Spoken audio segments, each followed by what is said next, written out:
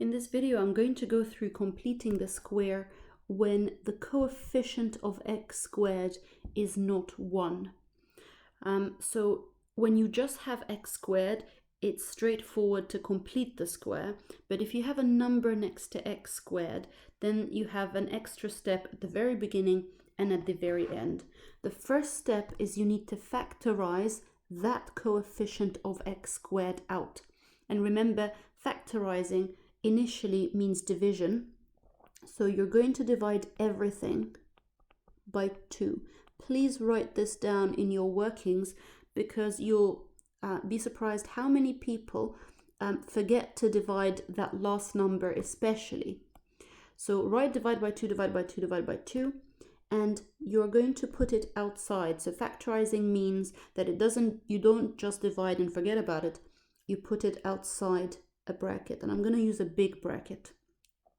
I now have an x squared. Minus 4 divided by 2 is minus 2x. Minus 9 divided by 2 is a fraction. Don't leave it as a decimal. So minus 9 over 2. Now that you've got this, you can complete the square as we did in the last video. So this is a 2, it stays there. I open my big bracket. I focus on this middle term and I divide that by 2. And I have my squared bracket. It's an x, not an x squared, minus 1. And then once you have the minus 1, that digit is what you focus on. It's always a minus, never ever a plus. That digit is squared. And then whatever that number is, you simply bring that down. So that's a negative 9 over 2. And then you are going to simplify that. You're going to get your calculator and you're going to type exactly what you see. Minus brackets 1 squared. And then minus 9 over 2. And you get minus 11 over 2. So now I have a 2. And my bracket. X minus 1 squared and minus 11 over 2. We haven't finished yet. There is one extra step, and that is to multiply that number we factorized back in. You have to multiply it by the first part, which is the squared bracket, and then you have to multiply it by the second part. And notice where I've put this arrow. You're not going to multiply the 2 by the bracket. It's not going to become a 2x or a minus 2. It's simply going to rest just next to the bracket. You cannot multiply the 2 by this bracket because this isn't one bracket. This is actually 2 brackets. X minus 1 squared means x minus 1 times x minus 1. So you can't just multiply it by 2 brackets automatically. So that's why you simply write that 2 next to the bracket, and that's why I always like to put my arrow just there. And then you're going to multiply the 2 by the negative 11 over 2, which is going to give you negative 11. And that is your answer. You've completed the square. Once again, note that the question says the answer has pluses, but your answer has minus signs. These pluses are generic. They don't mean that your answer has to have just pluses or just minuses. It's just a generic way of saying complete the square. For part B, it says find the coordinate of the turning point. Once again, the coordinate of the turning point has an x and a y. The x coordinate is the number inside the bracket, but you swap the sign.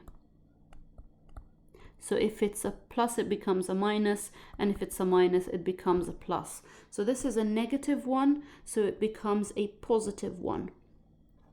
And then the y coordinate is this number there, and we don't swap the sign, so it's minus 11.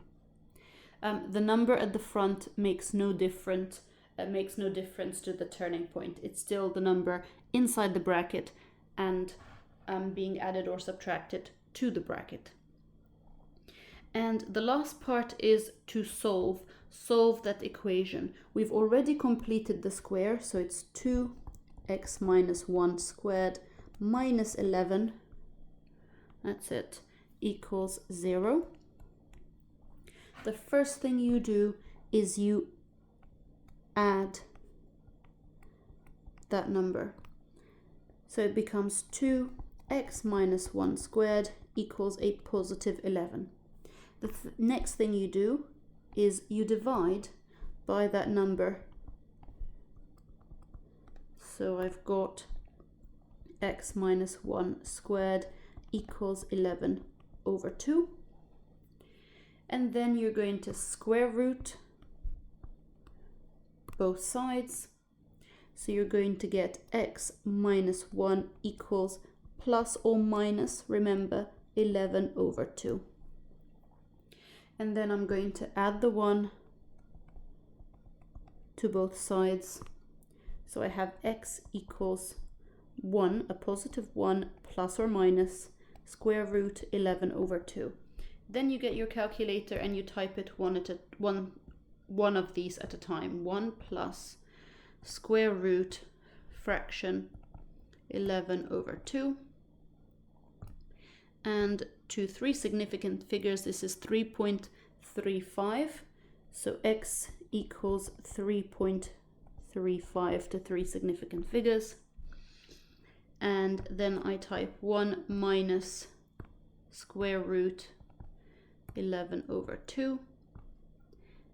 SD button minus 1.35. Minus 1.35 to three significant figures. And this question is becoming rather popular in exams, where the coefficient of x squared is a minus 1. It's not a 1, and so you cannot complete the square straight away. The first thing I would do is I would actually rearrange it to have the negative x squared or negative 1x squared at the front, minus 2x, and then that's a plus 5, it's a positive 5. And then I would go through my steps. The first thing I would do is I would divide by the number next to x squared. So I'm dividing everything by minus 1. When you divide by minus 1, all the signs change. You can put minus 1 there, big bracket. Now you have a positive x squared plus a 2x minus 5. Now that you've got that, you can complete the square. Keep that number outside. You focus on the coefficient of x. You divide that by 2. I now have my squared bracket x, not an x squared, plus 1 squared. And then that number inside, doesn't matter if it's positive or negative because you're focusing on the digit, minus, always a minus, 1 squared, and that goes here, minus 5. And then you're going to simplify this. You get your calculator, you type it exactly how you see it, minus 1 squared minus 5, which is minus 6. So I've got negative 1 here, x plus 1 squared minus 6. And then your final step is to multiply that number outside inside. So now I have minus 1 x plus 1 squared, and then minus 1 times minus 6 is actually a plus 6. Now this would be fine to write. You could also simply write it as minus x plus 1 squared plus 6, or you can write it as 6, it's a positive 6, minus x plus 1 squared. So all of these are different ways of writing that answer. And that is completing the square when the coefficient of x squared is different to 1, is not 1.